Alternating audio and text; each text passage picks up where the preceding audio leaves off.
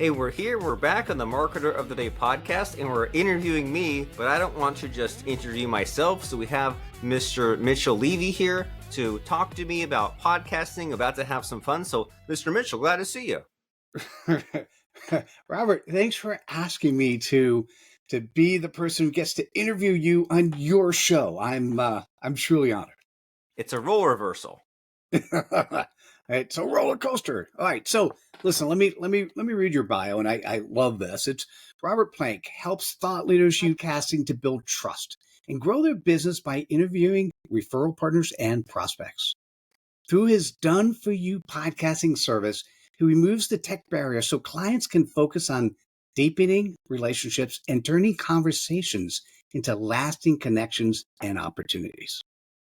And just to be clear, I'm a client. Nice.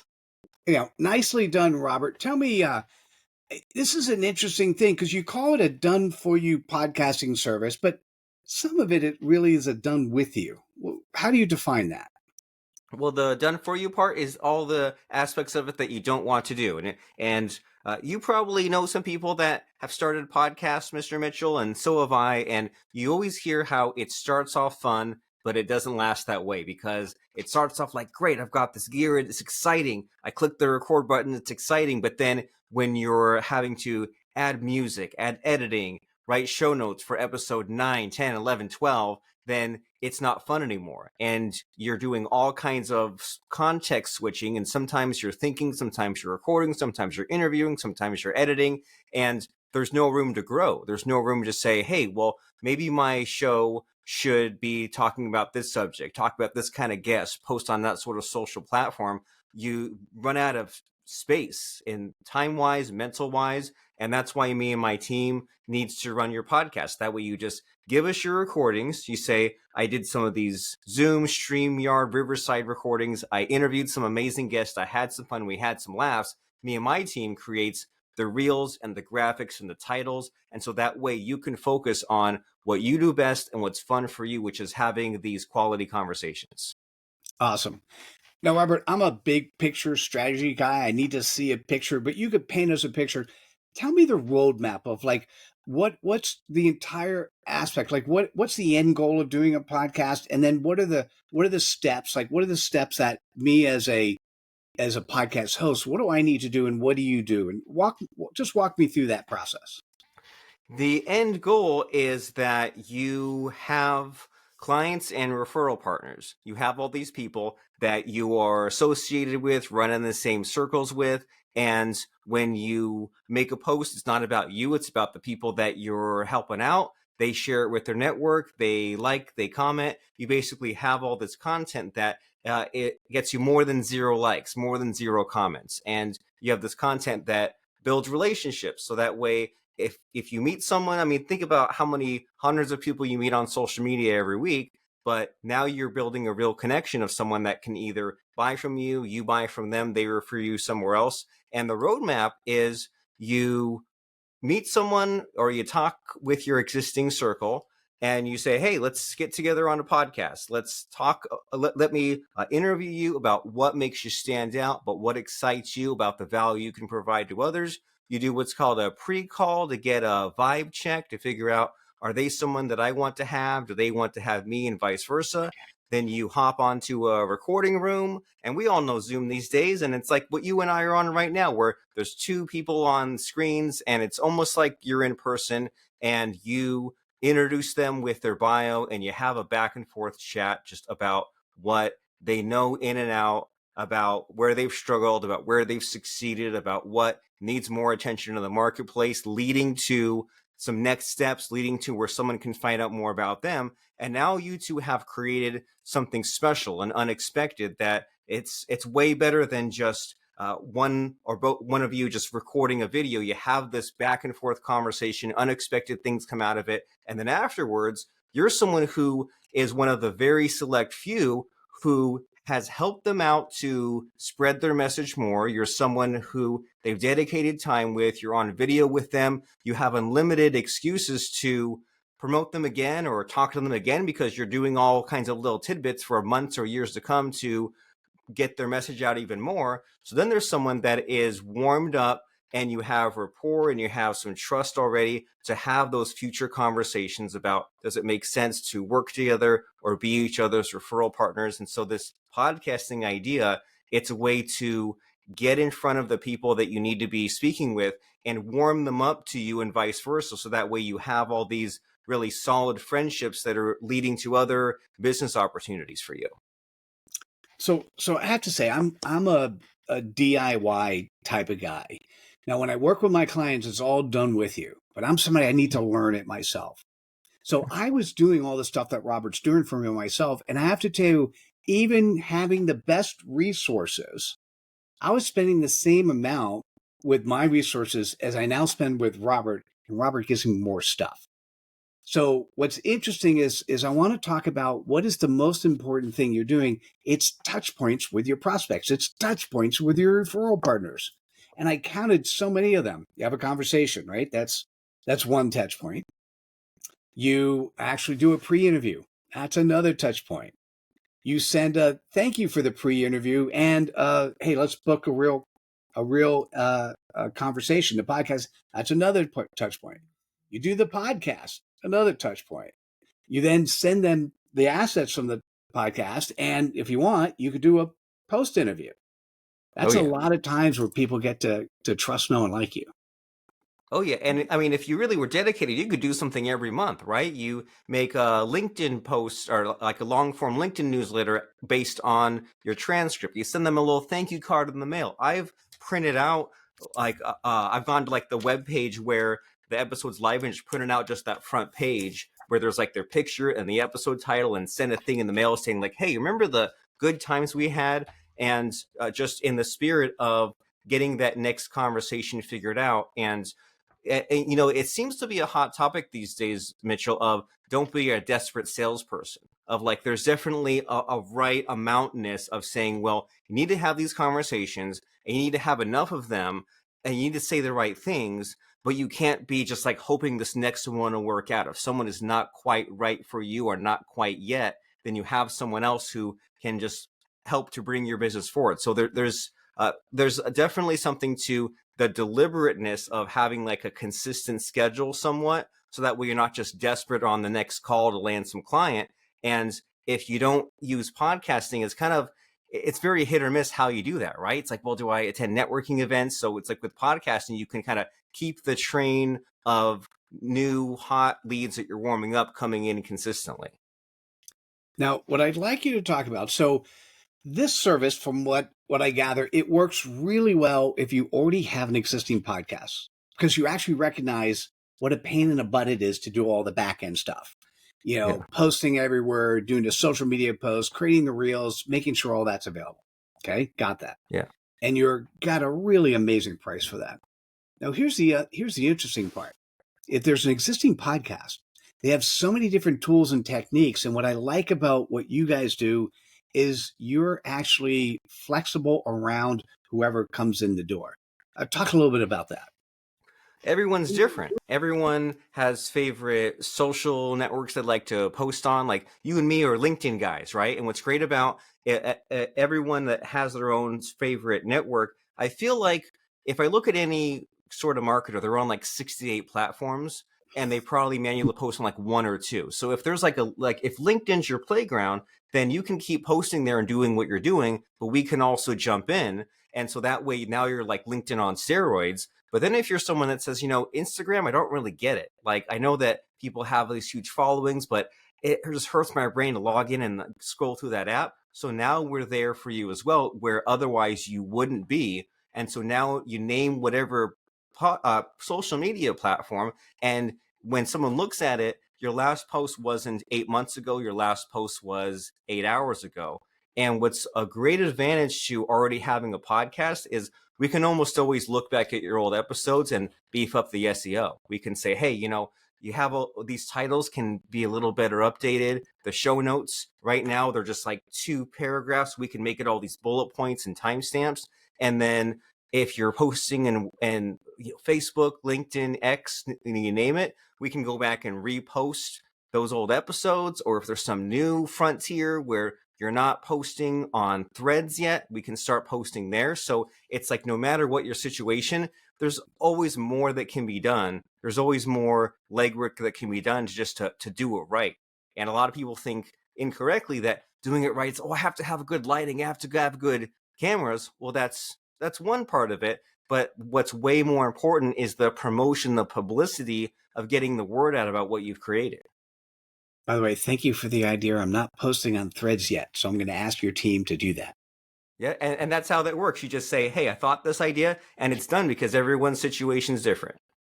Yeah, it's kind of cool because so think about it, for me personally, and I'm going to ask you why I'm going to tell a little bit about my story, but I'd like you to give one or two other customer examples. For me personally, it doesn't make sense for me to take content, write a single paragraph, and post it in all these places.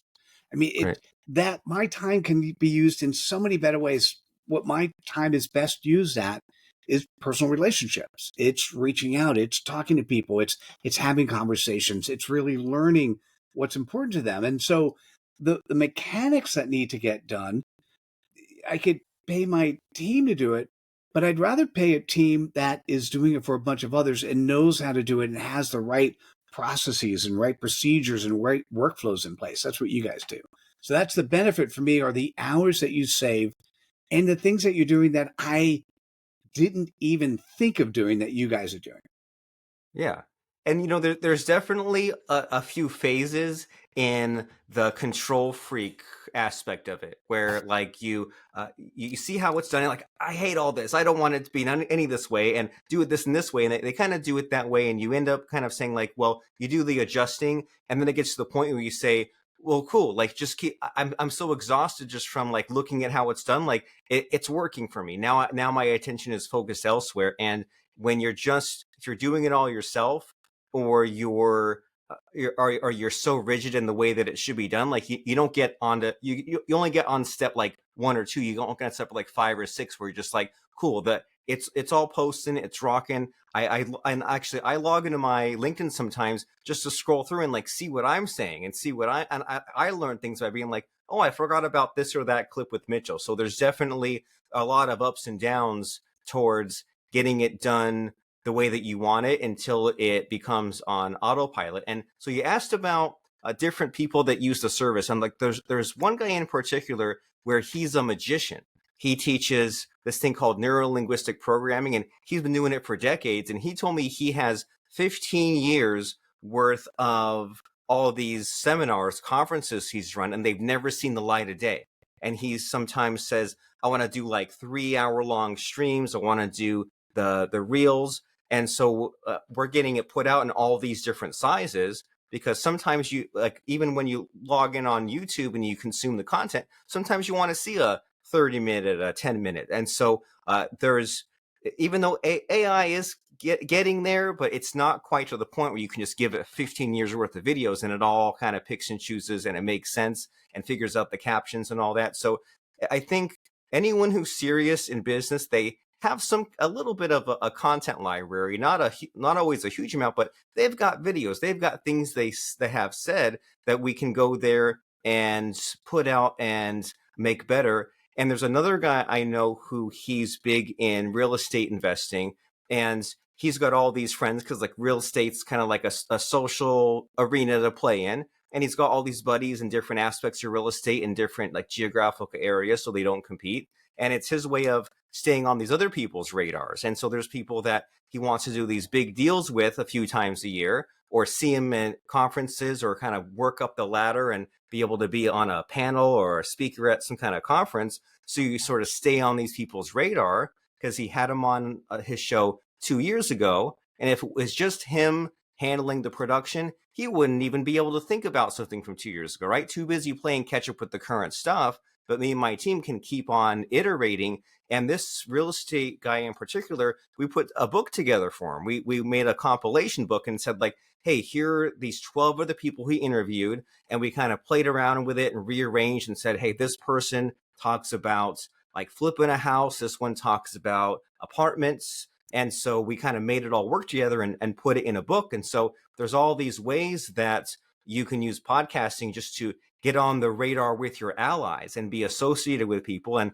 back in the day when you and I first started, Mitchell, and you go to conferences, you'd see people that they'd all be friends with each other, and they didn't necessarily have anything profound to say. They just all had good friends. And it's like, well, how do you break into that? Well, you kind of use podcasting to have this network of friends. And even now there's this thing with Google called EEAT, where they say we judge you and the ranking of your content based on who else in this industry are you associated with? Are you all by yourself? Well, we'll rank you less, versus if you're a social person and you're connected with your content and your keywords and your social connections with other powerful people in your industry. So this whole idea of who are your friends, it's huge as far as you getting attention and ranking and getting a following. So thank you for that. Really appreciate it. And when I think about your price points, we're not going to talk about dollars because life always changes. But generally speaking, what I found is that I've seen your competitors charging 2 times, sometimes 3 times as much. And what I'm not seeing is any less of services. Now, sometimes, by the way, I've seen that your competitors say, well, let me book the guests for you. And what I want to say, if you're paying attention to this, why would you give up the opportunity of another touch point where you get actually reach out directly and book the Right. guest yourself? So what I'd like you to answer is, are there, if somebody's sitting here and they've got a podcast and they know how much work is done on the back end, but they're not ready to even, they're just hearing about you or they've heard about you for a while. What are the questions they're asking that you would answer in a call to help them jump over the edge? Okay, so there's why shouldn't I get someone to book the calls for me? And then there's the hesitations, right? There's what do people ask me about the Done For You podcasting, and being on the receiving end as a podcast host, when a booking agent comes in, I buckle up, because it's like they're kind of speaking for their client, and there's a lot more of no shows, and it's not even anyone's fault. It's just the booking agent, they scheduled the podcast, and then the thought leader, the expert, they didn't really get enough advance notice because the notification went to some other email. And so it's a real hassle, and it's not a good first impression if you're the one, or if you're having someone else book for you. And the whole I don't know, just when someone's willing just to meet for 5 or 10 minutes and say, hey, I want to be on your show, here's what I can provide, like, I'm always blown away if someone can pass through that filter, and if they can take the time and they kind of have their stuff down and they rattle off like,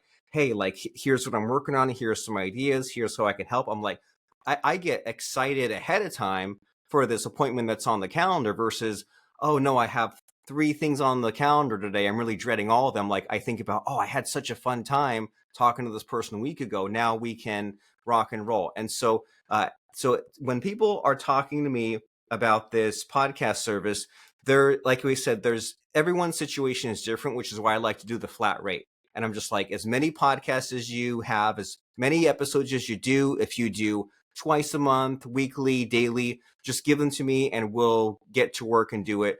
And I think that's the big concern, is just, well, is it different if I have like 90-minute shows or 20-minute shows? And I'm just like, I want to make it simple for you. I'm like, everyone else says, well, if we post on one other platform, it's this price, or if you want captions, it's that price. And I'm just like, hey, half of these objections about the technicalities, the details, it's like, just try me out. And this is a service that I always wanted, right? I wanted to be able to just say, hey, I woke up at 4 a.m. this morning and I said, I want to post on Threads. Or I woke up and I said, well, I want to post reels and tag each of my guests. Let's just iterate through all the guest lists and make it happen. So I'm here to make it simple at a flat rate. Like it. All right. Hey, 2 more questions. The first question, or the second question, is going to be, what question should I have asked that I didn't? And that first question is, if somebody is interested, they're hearing this, they're getting excited, they want to learn more, what's the best way to reach out to you? The best way to reach out is at dfypodcast.com. There's videos there. There's a button there where you can schedule time on my calendar. You can see all about the service. I'm here to make it simple. And the question that you should be asking me, and that's one I like to use on mine as far as the framework for asking someone else a question on my show. The question is, why do podcasts fail? Why do they fail before they start? Why do they fail once they're rocking and rolling? And I think it's from overthinking it. I think it's from letting the head trash, the inner voice, talk you out of so many things. I mean, we get pissed off about just the little details that don't matter, right? Even sometimes you and I, Mitchell, will have a conversation and be like, "Oh, can you believe what this person said on LinkedIn?" And I'll have enough self-awareness these days to know I'm just blowing off some steam and making a little joke, but I don't let it change the trajectory of what I'm doing, right? Just because one person is rude or you had like if you have one bad podcast interview, does that mean you're going to give it all up completely? Well, no. And so I think that any effort and time that you're putting into podcasting and networking is worthwhile, and your show definitely grows with you. So a lot of people say, well, I don't know what the name of my podcast should be. Well, just make it the Mitchell Levy Show, make it whatever your name is show. If you don't have anything better, make it the name of your book, the name of your company already, and just get started, because you can always change it and revamp it later. And if anything else, that's a reason to then re-promote or go back to your old guest because you have a new logo. It's what PR is all about, right? You sneezed, and now that's an excuse to go out there and get some more attention. And so I say, what holds people back with podcasting? Overthinking. And you need to grow with your show and figure out what sort of format you like, what kind of guests you like, what the show's about. And just like anything else in life, you won't know what kind of car you like until you test drive some different cars. You won't know what kind of house you want to live in unless you go and look at what's out there. And same thing with podcasting. You need to get out there, you need to get some experience and have some fun. And my company, DFY Podcast, will keep you in the fun zone and out of the editing video, making posts, technical zone. You don't want that. That's a recipe for burning out and a recipe for just it's too much like work. We want you to instead have some fun, grow your social circle, get these connections, get these clients and referral partners. That's the area where you should stay. But we're always here to take the orders. If you say, hey, change this color, change this graphic, I don't like my titles like that, my show notes like that, we're great at rapid fire a few bullet points, and then we go back and everyone gets momentum that way. I'm going to say, hey, I'm a fan, and I endorse this product, and yeah, I keep learning too of what I want. I will put in a request to the team. Hey, how about threads? I'll take a look at what we're doing after like our first quarter. What happened? Did it work? Did it not work? And then I'm just going to say, let's update. I think for you, if you're thinking about it, you have a team that can also think for you and give you a couple incremental marketing ideas. And, I'm a big fan. I'm going to say, Robert, thanks for letting me host you on your show. Let me hand the baton back to you so you could close out. Very nice. Well, usually on my shows, I close out by asking my guest for a fun quote or lesson that has served them. And if you're starting a podcast, I really highly recommend that to be a closer because it's a great soundbite. And I think it leaves your guest with a little bit of a rush of adrenaline and panic because you're putting them on the spot and they have to come up with something good. And it's a great way just to close the show because that way, how can you really continue on with that? And so, and we all have different quotes floating around our head, and it's like in the moment something just comes at you. And what just now burst out of the behind the curtain at me, Mr. Mitchell, is I think it's Stephen Hawking who says even the most superstitious people look both ways before they cross the street. And so if you're someone who already has your mind made up about a lot of things, you still have to make your own luck and you still have to take care of yourself, and no one will do it for you. And it's so easy to lament about, well, this traffic source has dried up, or I can't get the ads to work, or this SEO. Podcasting, or what podcasting was and has grown into, it's always worked, right? The people will always be the people always want to have these amazing conversations, and the social platforms and the SEO techniques and the video editing and the AI, it'll all come and go. But I think what's evergreen and consistent is podcasting. So even Mr. Stephen Hawking says the most superstitious people look both ways before they cross the street. And so your form of looking both ways before you cross the street is get podcasting, do it imperfectly, have these conversations. You can start with your best clients and customers or people that you need to catch up with. That way it's less scary, right? You're not talking to strangers, you're talking to your close friends. But don't let yourself get bogged down with all these details. Let me and my team handle that part. dfypodcast.com, Robert Plank, and it's been a blast chatting with you, Mr. Mitchell Levy, doing the role reversal. I think we both had a lot of fun. Thanks, Robert. I really did. Thanks so much.